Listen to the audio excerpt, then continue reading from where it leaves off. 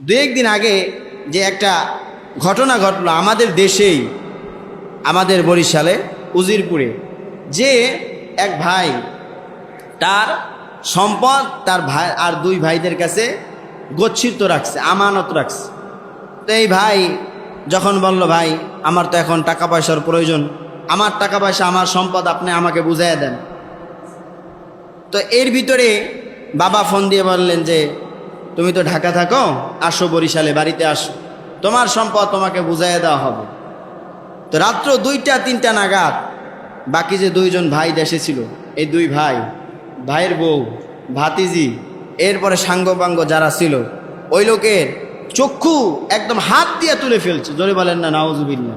তো জাহিলি যুগ আর আমাদের যুগে পার্থক্যটা কই রইল বলেন?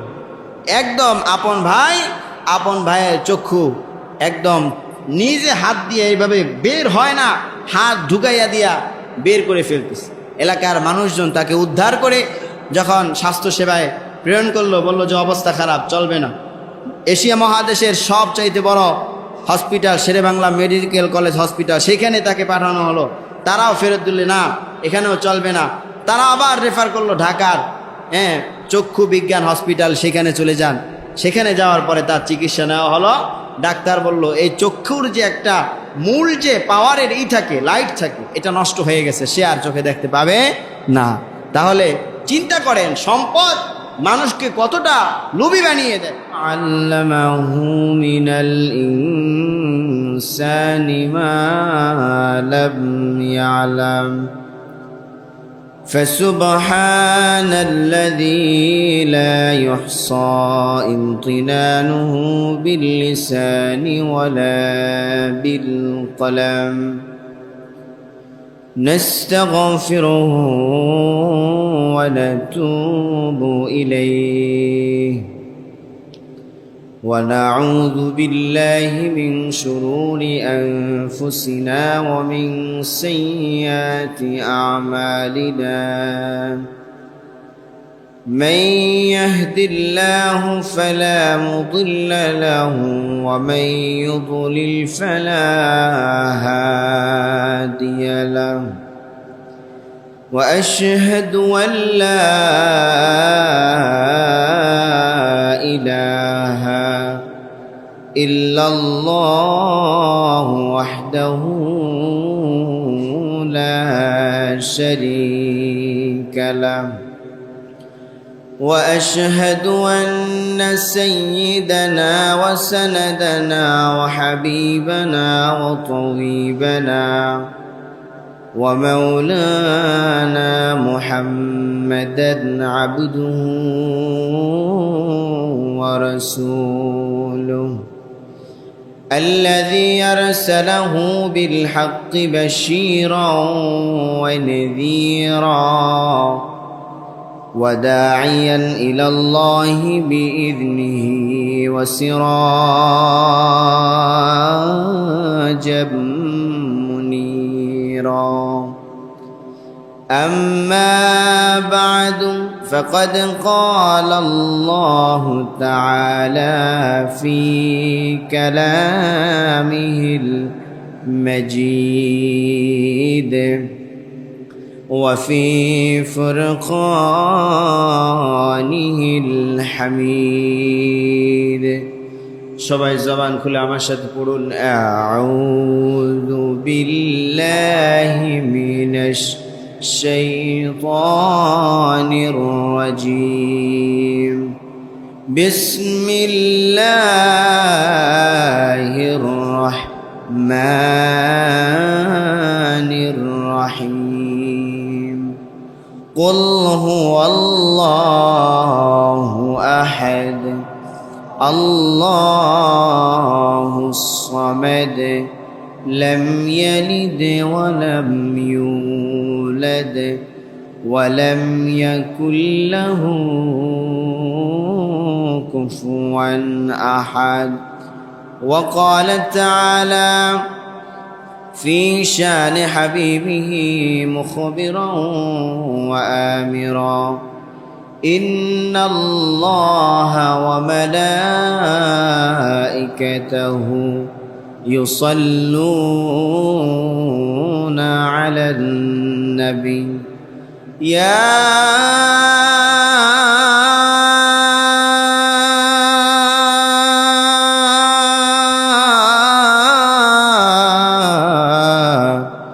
أيها الذين آمنوا صلوا عليه وسلموا تسليما اللهم صل على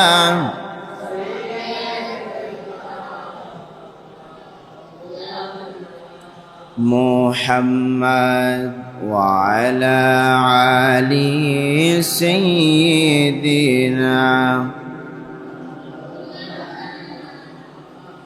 محبت شهيد পড়ুন اللهم صل على سيدنا مولانا محمد وعلى آل سيدنا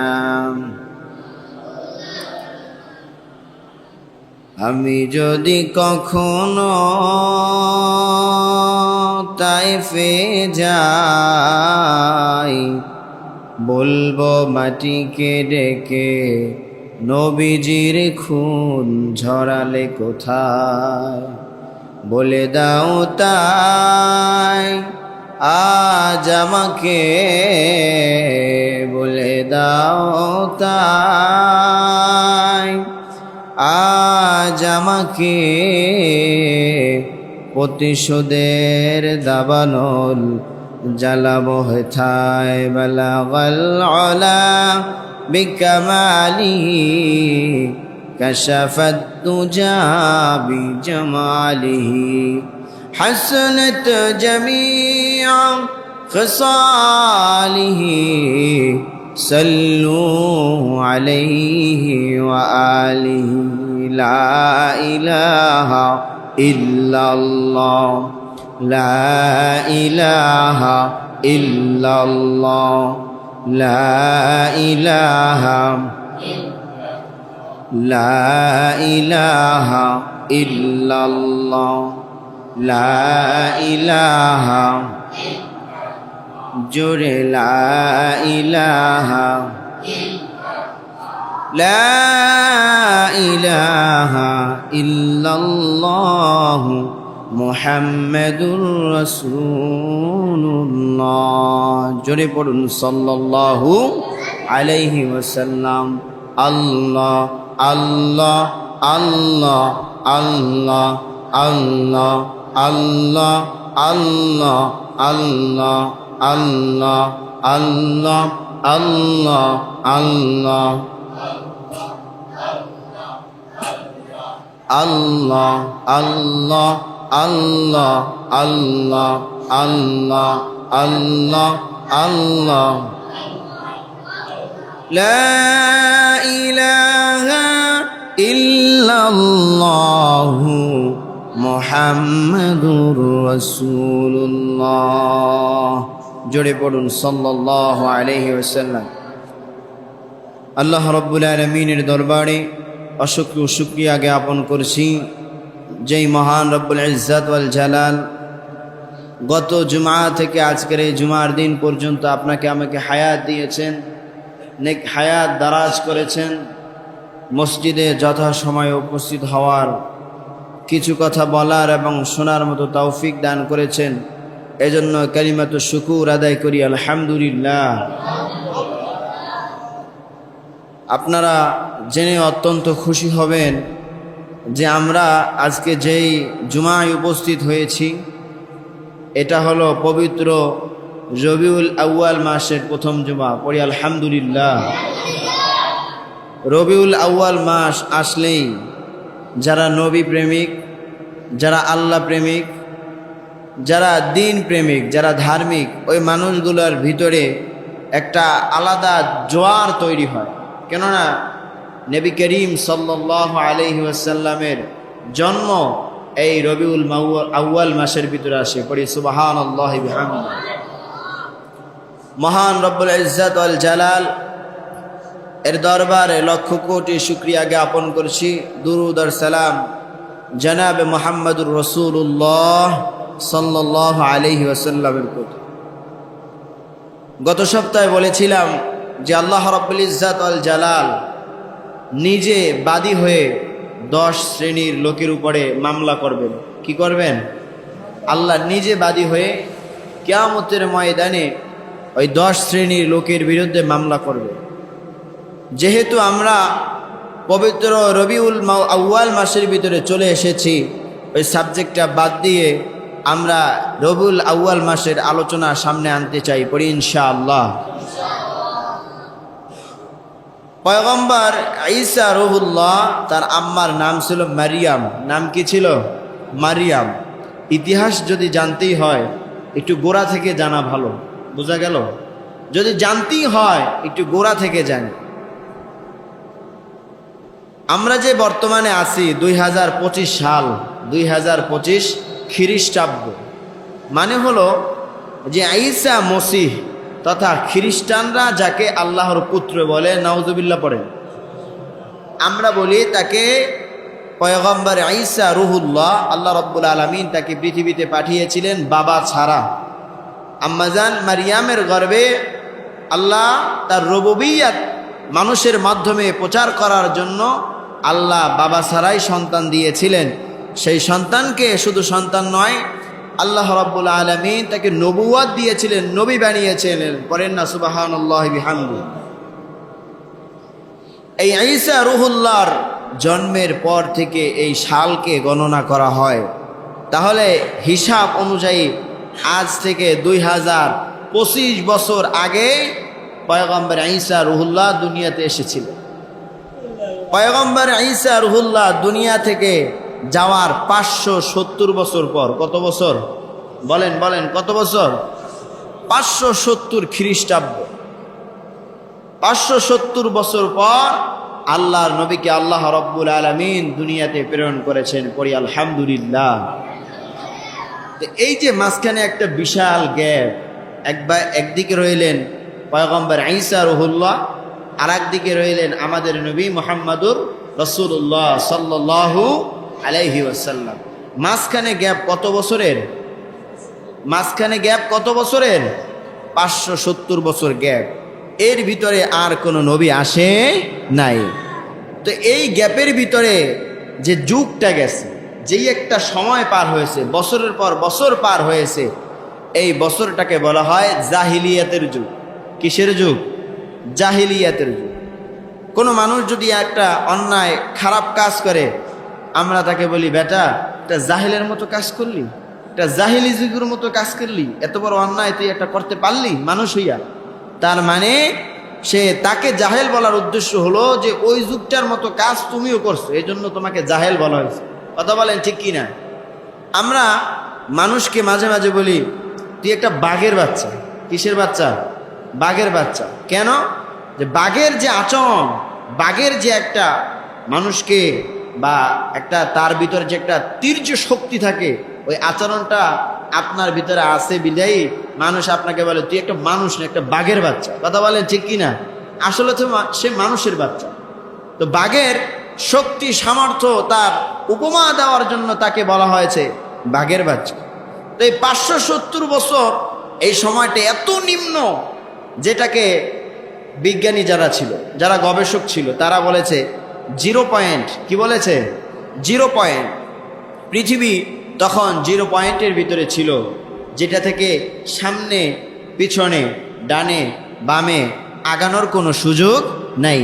এত একটা নির্মমতা বর্বরতার ভিতরে দুনিয়া নিমজ্জিত ছিল।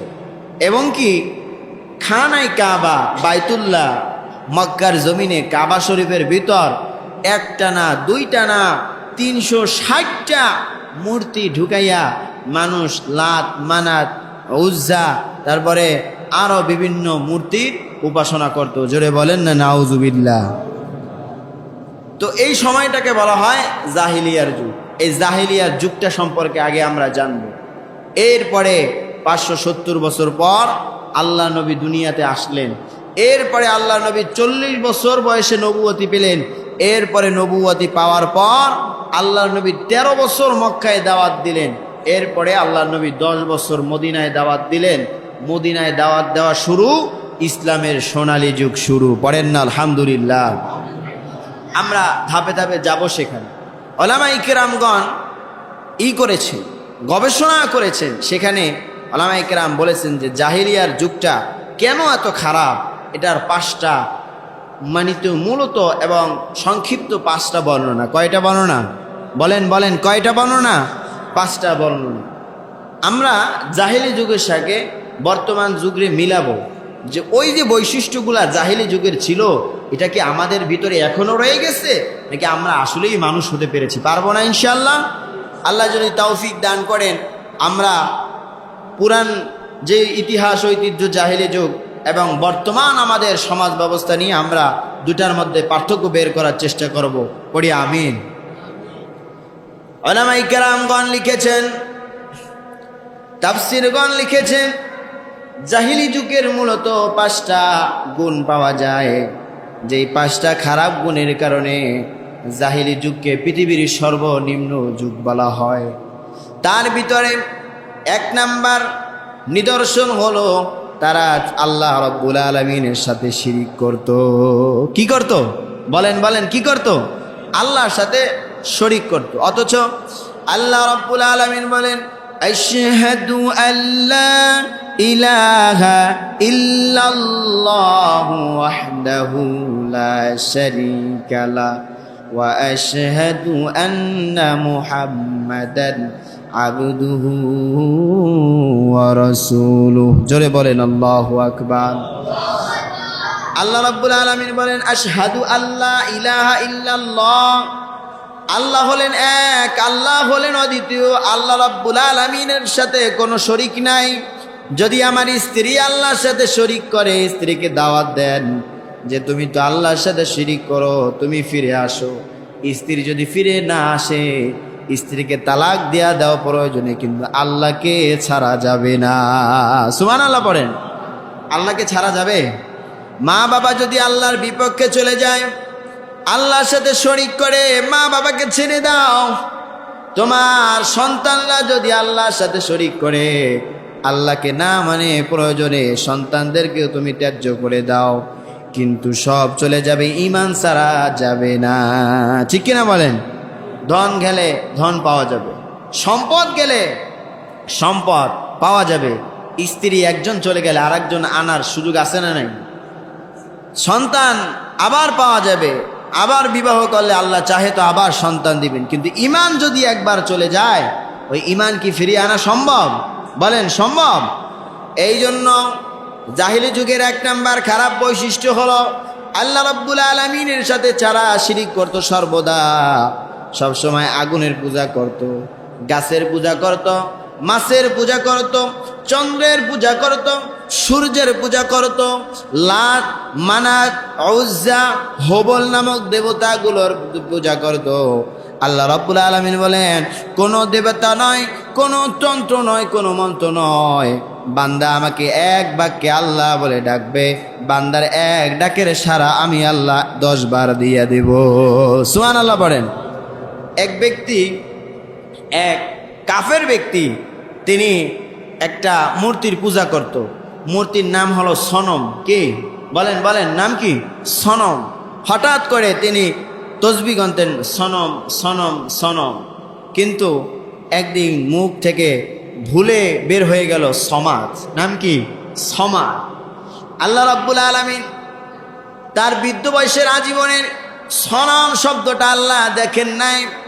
আল্লাহ রাব্বুল আলামিন ওই বান্দার দিকে তাকিয়েছিলেন, বান্দা কখন আমাকে সমাদ বলে একটা ডাক দেয়, আমি আল্লাহ রাব্বুল আলামিন তার ডাকের সাড়া দিয়ে দিব। সুবহানাল্লাহ পড়েন। আজীবন ডাকছে সনম সনম সনম। আল্লাহ রাব্বুল আলামিন একবারও রাগ করেন নাই। আল্লাহ রাব্বুল আলামিন যেই একবার ভুলে বান্দা বলছে, আল্লাহ বলেন, বান্দা তুই ভুলে বলো, আর জ্ঞানে বলো, আর অজ্ঞানে বলো, পাগল হয়ে বলো, যেভাবেই বলো না কেন, আমি আল্লাহকে যেহেতু একবার ডাক দিয়ে দিছো, আয় আমি আল্লাহর কুদরতি কোলের ভিতরে বান্দা চলে আয়। সুবহানাল্লাহ পড়েন। লোকমান হাকিম, আল্লাহ রাব্বুল আলামিন তাফসীরগণ অনেকে বলেছেন এই লুকমান হাকিমকে আল্লাহ নবুয়ত দিয়েছিলেন, আবার অনেকে বলেছেন না, লুকমান হাকিমকে আল্লাহ রাব্বুল আলামিন নবুয়তি দেন নাই, আল্লাহ তাকে দুইটা অফার করেছেন। এ লোকমান হাকিম, তুমি কি নবুয়তি নিবা নাকি তুমি জ্ঞান নিবা? লোকমান হাকিম নবুয়তি না নিয়া লোকমান হাকিম জ্ঞান নিয়েছিলেন। সুবহানাল্লাহ পড়েন। এই লোকমান হাকিম লোকটা কেমন ছিল? খর্ব আকৃতির লোক ছিল, পাগুলো ছিল আঁকা বাঁকা, নাকটা ছিল বোচা, কপালটা ছিল চ্যাপ্টা, ঠোঁটগুলো ছিল চ্যাপ্টা চ্যাপ্টা, হাইওয়ে রোডের মতো চ্যাপ্টা। লোকটা দেখতেও বেশি ভালো ছিল না, শরীরের বর্ণ ছিল কালো আফ্রিকান নিগ্রো মানুষের মতো, দেখতে কোনো দিক দিকেই ভালো দেখা যায় না। কিন্তু আল্লাহ রাব্বুল আলামিন এই লোকমান হাকিমের ওয়াজগুলা, লোকমান হাকিমের কথাগুলা মহান রব কোরআনের ভিতরে দিয়ে দিয়েছেন। সুবহানাল্লাহ পড়েন। সূরাতুল লুকমান নামে আল্লাহ একটা সূরা নাজিল করলেন কুরআনুল কারীমের ভিতরে। লোকমান হাকিম তার সন্তানদেরকে কাছে রাখলেন, ডাকার পরে বললেন, আমার সন্তানেরা, তোমাদেরকে আমি ওয়াজ করব। কি ওয়াজ? এক নাম্বার ওয়াজ হলো ক্বালা ইয়া বুনাইয়া লা তুশরিক বিল্লাহ ইন্নাশ শিরকা লাযুলমুন আযীম। জোরে বলেন আল্লাহু আকবার। এই লোকমান হাকিম সন্তানদেরকে বললেন, আমার সন্তানেরা, ক্বালা ইয়া বুনাইয়া, আমার সন্তানেরা, আমার ঔরস জাত সন্তানেরা, তোমরা যারা আছো, লা তুশরিক বিল্লাহ, লা কখনোই করবে না, তুশরিক বিল্লাহ, আল্লাহর সাথে শিরিক করবা না, ইন্না শিরকা, নিশ্চয় শিরিক হলো লাযুলমুন আযীম, এটা হলো সবচাইতে বড় জুলুম। আল্লাহু আকবার বলে। সবচাইতে বড় জুলুম হলো শিরিকের জুলুম। খবরদার, মুসলমান হইয়া কোনো ওমরা সোমরা নেতা তন্ত্র মন্ত্র দরকার নাই, মুসলমান এক আল্লাহর গোলামি করে। চিল্লায় বলেন ঠিক কি না? আল্লাহ রাব্বুল আলামিন বলেন, কুল হুয়াল্লাহু আহাদ আল্লাহুস সামাদ লাম ইয়ালিদ ওয়া লাম ইউলাদ ওয়া লাম ইয়াকুল লাহু কুফুয়ান আহাদ। আল্লাহ বলেন কুল হুয়াল্লাহু আহাদ, নবী আপনি জানায় দেন আল্লাহ এক, আল্লাহ অদ্বিতীয়, আল্লাহর কোনো পিতা নাই, আল্লাহর কোনো মাতা নাই, আল্লাহর কোনো সন্তান নাই, আল্লাহর কোনো ছেলে মেয়ে নাই, আল্লাহর কোনো স্ত্রী নাই, আল্লাহর কোনো পরিবার নাই, আল্লাহ ঘুমান না, আল্লাহ খান না, আল্লাহ কেউ খাওয়ান না, আল্লাহ সবাইকে খাওয়ান। আকাশ ও জমিনের নিচে যা কিছু আছে সব আল্লাহর নিয়ন্ত্রণাধীন। সুবহানাল্লাহ পড়েন। এই সূরাটার ভিতরে ছোট্ট একটা সূরা, কোরআনুল কারীমের ভিতরে ছোট সাইজের সূরার ভিতরে এটা একটা অন্যতম সূরা। আল্লাহ এই সূরার ভিতরে এত তাৎপর্য রেখেছেন, এত নিয়ামত রেখেছেন, এত বারাকা রেখেছেন। কোন ইমানদার ব্যক্তি যদি এই সূরা ইখলাস তথা কুল হুয়াল্লাহ সূরা যদি নেক আমলের সহিত 3 বার পাঠ করে, কয়বার? জোরে বলেন কয়বার? কোন ব্যক্তি যদি সূরা ইখলাস 3 বার নেক নিয়তের সহিত যদি পাঠ করে, আল্লাহ রাব্বুল আলামিন পুরা এক খতম কুরআন তেলাওয়াতের সব তার আমলনামায় দিয়ে দিবে। সুবহানাল্লাহ পড়েন। তাহলে জাহিলি যুগের 1 নাম্বার খারাপ গুণ ছিল আল্লাহর সাথে তারা শিরিক করত। আমাদের সমাজে শিরিক আছে না নাই? বলেন বলেন, আছে না নাই? আল্লাহ রাব্বুল আলামিন আমাদেরকে শিরিক থেকে হেফাজত করেন, পড়েন আমিন। 2 নাম্বার, তারা নারীদেরকে অমর্যাদা করত, নারীদের ভাগ বটোয়ারা তাদেরকে বুঝাইয়া দিত না, নারীদেরকে তারা জীবন্ত পুঁতে ফেলত।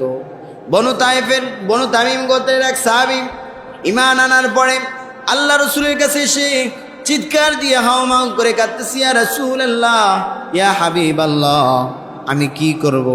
আল্লাহ নবী ডেকে বললেন, সাহাবী, তুমি তো ঈমান এনেছ, লা ইলাহা ইল্লাল্লাহ যে পড়েছে, আমি তো গ্যারান্টি দিয়েছি জীবনে যে একবার কালিমা পড়েছে তার জন্য জান্নাত ওয়াজিব হয়ে গেছে। সুবহানাল্লাহ পড়েন।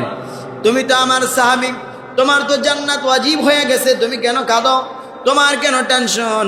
সাহাবীকে দেখে বলতেছেন, ইয়া রাসূলুল্লাহ, ইয়া হাবিবাল্লাহ, কিন্তু আমি জীবনে একটা পাপ করেছি, এমন একটা পাপ মনে হয় আমার জীবনের সব গুনাহ মাফ হয়ে গেলেও একটা গুনাহ আল্লাহ মাফ করবেন না। জোরে বলেন আল্লাহু আকবার। আল্লাহর নবী অবাক হয়ে গেলেন, বললেন, সাহাবী, কি পাপ করেছো বলো? সাহাবী এবার চক্ষু দিয়ে পানি ছেড়ে দিলেন, নবীকে ডেকে বললেন, ইয়া রাসূলুল্লাহ, ইয়া হাবিবাল্লাহ, এমন একটা পাপ করেছি মনে হয় আল্লাহ এটা মাফ করবেন না। কি করেছো বলো? বলে, ইয়া রাসূলুল্লাহ, আমার স্ত্রী গর্ভ অবস্থায় 7 মাস যখন হয়ে গেল, আমার স্ত্রীকে আমি বললাম, যাও বাপের বাড়ি চলে যাও, সন্তানকে প্রসব করে নিয়ে আসো। যদি ছেলে হয় নিয়ে আসবে মারহাবা, আর যদি মেয়ে হয় সাবধান, আমার বাড়িতে আনবা না, জ্যান্ত কবর দিয়ে রাখবা, কিন্তু আমার বাড়িতে ঢুকাইবা না। নাউজুবিল্লাহ পড়েন। এই ঘটনা কখনকার ঘটনা? ওই যে আল্লাহর নবী ঈসা রূহুল্লাহ এবং মুহাম্মাদুর রাসূলুল্লাহ সাল্লাল্লাহু আলাইহি ওয়াসাল্লাম আসার এই যে মাঝখানের 570 বছরের যে একটা গ্যাপ, এইটার আলোচনা চলছে। সাহাবীরাকে বললেন, ইয়া রাসূলুল্লাহ, আমি যখন চলে গেলাম বাড়ি থেকে ব্যবসার উদ্দেশ্যে, আমার স্ত্রী আমাকে খবর পাঠালো আপনার একটা কন্যা সন্তান হয়েছে, কিন্তু আমি তাকে জীবিত দাফন করে ফেলেছি, আমি তাকে বাড়িতে আর আনি নাই।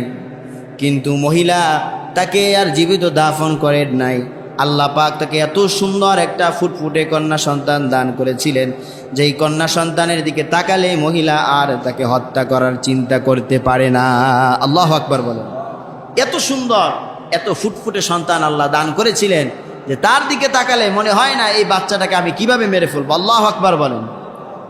সাহাবীকে বললেন, ইয়া রাসূলুল্লাহ, কিছুদিন যাওয়ার পরে মেয়েটা যখন 5-6 বছরের বয়সে উপনীত হলো, হঠাৎ একদিন আমার সামনে পড়ে গেল। আমি মেয়েটার দিকে তাকিয়ে দেখলাম মেয়েটার কপালটা আমার মতো, মেয়েটার ভুরু দুইটা আমার মতো, চক্ষু দুইটা সুন্দর জোর ভুরু, তার নাকটাও আমার মতো, চেহারাটাও আমার মতো, মনে হয় আমার একটা ফটোকপি। ইয়া রাসূলুল্লাহ, আমি মেয়েকে সুন্দর করে হাত ধরলাম, আমার স্ত্রীর কাছে নিয়ে গেলাম, ডেকে ডেকে বললাম, আমার স্ত্রী বলো, এই মেয়েটা তো দেখতে আমার মতো, চেহারা আমার মতো, চরিত্রের স্বভাবের হয়েছে, বলো এই মেয়েকে। স্ত্রী ডেকে বললেন, আমি আর কত লুকাবো আপনার কাছ থেকে, আর কত লুকাবো? আল্লাহ আমাদেরকে একটা কন্যা সন্তান দিয়েছিলেন, আপনার আদেশ ছিল হত্যা করে ফেলা, কিন্তু আমি তো হত্যা করতে পারি নাই। একটা দূর সম্পর্কের আত্মীয়ের কাছে, তার কাছে বড় করেছি, লালন পালন করেছি, আপনি তাকে আর ফিরাইয়া দিয়েন না, হত্যা করার হুকুম দিয়েন না আমার স্বামী। সাহাবী বললেন, ইয়া রাসূলুল্লাহ, ইয়া হাবিবাল্লাহ, জিহালাতের কারণে করে ফেলেছি, জাহেল ছিলাম, অজ্ঞ ছিলাম, ঈমান আনি নাই, এই কারণে আমি আমার মেয়েকে কি করলাম। স্ত্রীকে বললাম, কিছুদিন যাওয়ার পরে স্ত্রীকে বললাম, আমার স্ত্রী, আমার মেয়েটাকে সুন্দর করে সাজায় দাও, নানির বাড়িতে যাব বেড়ানোর জন্য। কিসের জন্য? নানির বাড়িতে নিয়ে যাব বেড়ানোর জন্য। মেয়েটাকে সাথে নিয়ে গেলাম। অনেক দিন পরে মেয়েটা বাবাকে পেয়ে একবার দৌড়ে সামনে চলে যায়, আবার একবার দৌড়ে পিছে চলে আসে, আবার ডান থেকে বাবার জামা টান দেয়, পিছন দিক থেকে আবার জামাটা টান দেয়। কত সুন্দর বাবা এবং মেয়ের খুনসুটি। ইতিমধ্যে ইয়া রাসূলুল্লাহ, আমার মেয়েকে যখন নানির বাড়ির রাস্তায় না গিয়ে আমি অন্য রাস্তায় মরুভূমিতে চলে গেলাম, মেয়েকে ডেকে বললেন, আব্বু, আপনি কি নানির বাড়িতে যাবেন না? নানির বাড়ির পথ তো এই দিকে না, নানির বাড়ির পথ তো ওই দিকে। আমি বললাম, হ্যাঁ যাব, আমরা একটু পরেই যাব, একটা কাজ আছে। মরুভূমির ভিতরে আমার মেয়েকে নিয়ে গেলাম। যাওয়ার পরে আমি একটা গর্ত করতে লাগলাম। আমার গর্ত করতে করতে যখন আমার শরীর থেকে ঘাম বের হচ্ছিল, আমার ছোট্ট বাচ্চা মেয়েটা, আমার দাড়ির ভিতরে বালু লাগতেছিল, মাটি লাগতেছিল, ছোট্ট মেয়েটা মাটিগুলো সরাইয়া দেয়, ঘামগুলো মুছে দেয়, আর বলতেছে, আব্বা, আপনি এত কষ্ট করে কাজ করতেছেন, আপনার তো কষ্ট হচ্ছে। ইয়া রাসূলুল্লাহ, ইয়া হাবিবাল্লাহ, আমার ছোট্ট মেয়েটা আমাকে এত আদর যত্ন করতেছে। আমার যখন গর্তটা খোঁড়া হয়ে গেল, আমি মেয়েকে পিছন দিক দিয়ে বললাম, মা দেখো তো গর্তটা কেমন হয়েছে। আমার ছোট্ট বাচ্চা মেয়েটা যখন উকি দিয়ে গর্তটা দেখতে লাগলো, ধাক্কা দিয়ে একটা গর্তের ভিতরে আমার মেয়েকে ফেলে দিলাম। ইয়া রাসূলুল্লাহ, ইয়া হাবিবাল্লাহ, আমার মেয়েকে আমি ফেলে দিলাম গর্তের ভিতরে। মেয়ে চিৎকার দিয়ে ডেকে ডেকে বলতেছে, আব্বা, মা এতদিন গল্প শুনিয়েছিল, কিন্তু আপনাকে দেখার পর মনে হয়েছিল আপনি আমার আব্বা, আপনার উপরে পৃথিবীর চাইতে ভালো মানুষ আর কেউ নাই, কিন্তু আমার মনে হচ্ছে আপনি আমাকে মেরে ফেলবেন। আব্বা জান, আপনার কাছে আমার অনুরোধ, জীবনে আপনাকে বাবা বলে পরিচয় দেব না। মেয়ে সন্তান হয়ে জন্মগ্রহণ করেছি, এই জন্য সমাজে আপনার নাক চুল কাটা যাবে, জীবনে আপনার সামনেও আসবো না, প্রয়োজনে ভিক্ষা করে খাবো, তারপরে আপনার সামনে আসবো না। আমার আব্বা জান, আপনি আমাকে মাফ করে দেন, আমার জানটা আপনি ভিক্ষা দেন, আমার আব্বা জান আপনি আমাকে একটু বাঁচার সুযোগ করে দেন, আমি এখন থেকে আর কোনোদিন আপনার সামনে আসবো না। সাহাবী বলেন, ইয়া রাসূলুল্লাহ, জিহালাতের কারণে করে ফেলেছি। মেয়ের ওই আর্তনাদ আমার কানের ভিতরে এখনো ভেসে আসে। আমি মেয়ের বুক বরাবর একটা বড় পাথর নিক্ষেপ করে দিলাম, ফিনকি দিয়ে রক্ত বের হয়ে গেল। ইয়া রাসূলুল্লাহ, মেয়েটা দুনিয়া থেকে বিদায় নিয়ে চলে গেল। বালু চাপা দিয়া চলে আসলাম, কবর দিয়ে আসলাম, জ্যান্ত কবর পুঁতে আসলাম। ইয়া রাসূলুল্লাহ, ইয়া হাবিবাল্লাহ, আমার কাছে মনে হয় আল্লাহ পাক রব্বুল আলামিন আমার এই মেয়ের যন্ত্রণা, আমার এই মেয়ের যে পাপের শাস্তি, আল্লাহ আমাকে মাফ করবেন না। হাদিসের ভিতরে এসেছে, আল্লাহ নবী সেদিন এই ঘটনা বর্ণনাকারী সাহাবীর দিকে শুনে আল্লাহ নবী দুই চোখ দিয়ে দর দর করে পানি ঝরতেছিল। যেই জাহিলিয়াতের যুগে অশ্রাব্য ভাষায় মানুষকে গালিগালাজ করা হতো, 3 নাম্বার কারণ হলো এই জাহিলি যুগের মানুষগুলো যুদ্ধবাজ ছিল। একজন উট এক জায়গায় বেঁধে রেখেছে, একটা উট এক জায়গায় বেঁধে রেখেছে, আর একজন এসে ওই দুধ দহন করে নিয়ে গেছে। এই উটের দুধ কেন দহন করলো, এটা নিয়ে উটের দুধের যুদ্ধ। কত বছর? 100 বছর, 200 বছর। কত বছর? 100 বছর, 200 বছর। 1 নাম্বার জাহিলি যুগের সমস্যাটা ছিল আল্লাহর সাথে শিরিক করত। আর কারণ হলো এই জাহিলি যুগের মানুষগুলো নারীদেরকে মর্যাদা দিত না, নারীদেরকে অমর্যাদা করত। 3 নাম্বার কারণ হলো এই মানুষগুলো যুদ্ধবাজ ছিল। কি ছিল? যুদ্ধবাজ ছিল। 4 নাম্বার কারণ হলো এই মানুষগুলো ডাকাতিকে মানুষের পেশা হিসেবে মেনে নিত।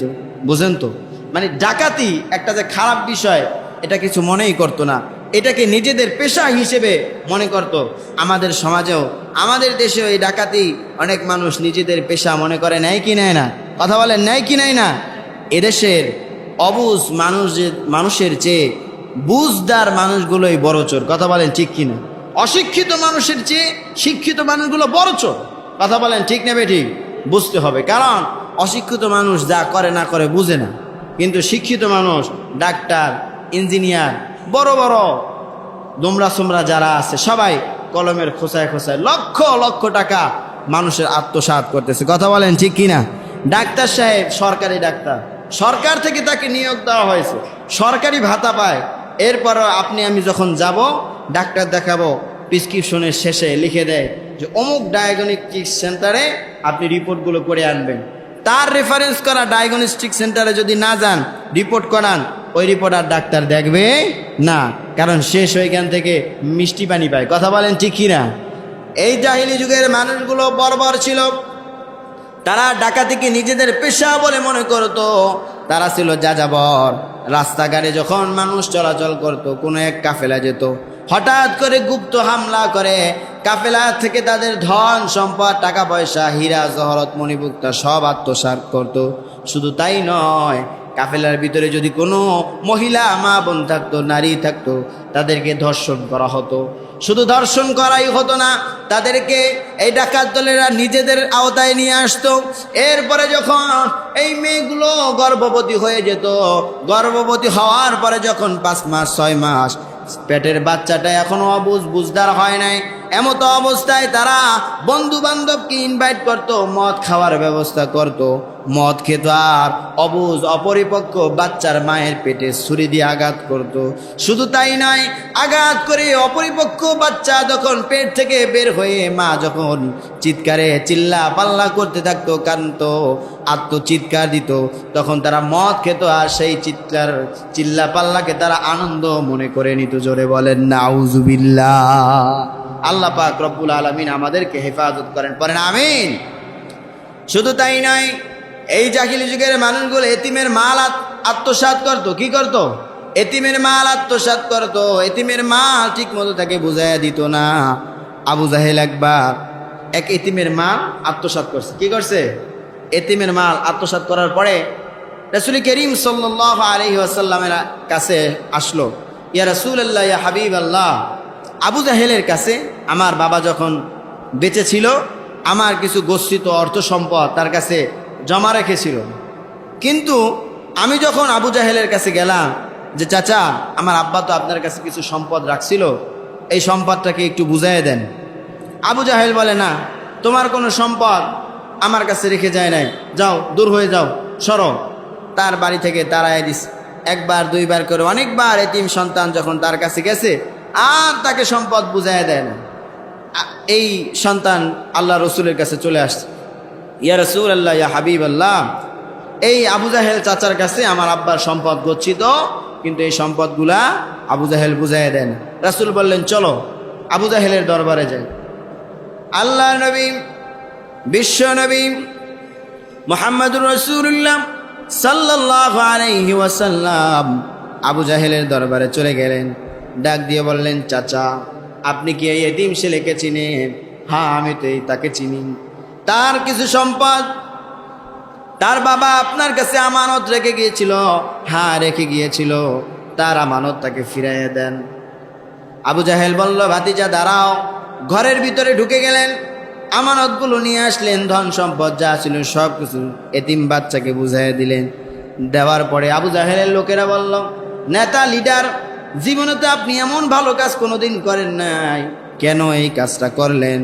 আবু জাহেল বলে, মুহাম্মদ আমার সামনে আসার পর আমি দেখতে পেলাম তার ডানে একটা হিংস্র বস্তু, তার বামে একটা হিংস্র বস্তু। মনে হচ্ছিল আমি যদি এই এতিমের সম্পদ বুঝায় না দেই তাহলে কিয়ামতের ময়দান আমার এখনই কায়েম হয়ে যাবে। আল্লাহু আকবার।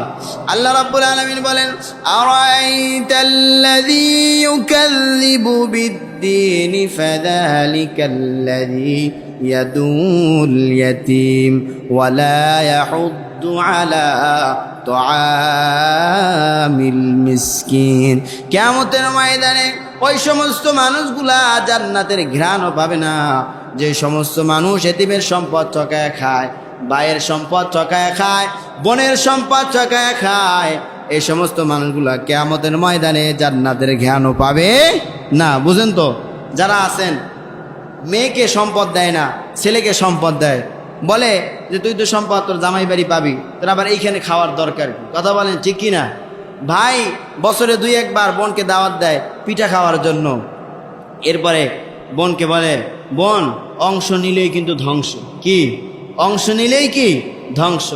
যেই 10 বছর 12 বছর পর বোন একটু চায়, বাগিনারা চায়, তখন আর মামু বাড়ির নানি বাড়ির সম্পর্ক থাকে না। মনে রাখবেন, আল্লাহ রাব্বুল আলামিন কোরআনুল কারীমের ভিতরে আগে মেয়ের সম্পদ বুঝায় দেওয়ার জন্য বলেছেন, পরে ছেলেরটা। কিন্তু আমরা কি করি? আমরা আগে ছেলেরটা দেই, পরে মেয়েটা দেই না। এটা জাহিলি যুগের আলামত, আমরা এটা করতে চাই না। আল্লাহ আমাদেরকে কবুল করেন, পরে না আমিন। সম্পদে কিন্তু মানুষ কিন্তু সম্পদ খাইতে পারে না, সম্পদে মানুষ খায়, আছে না নাই? বোঝেন তো, মানে কথাটা একটু অন্যরকম হইলেও মুরব্বীরা আর কি এটা বলে যে মানুষ কখনো সম্পদ খাইতে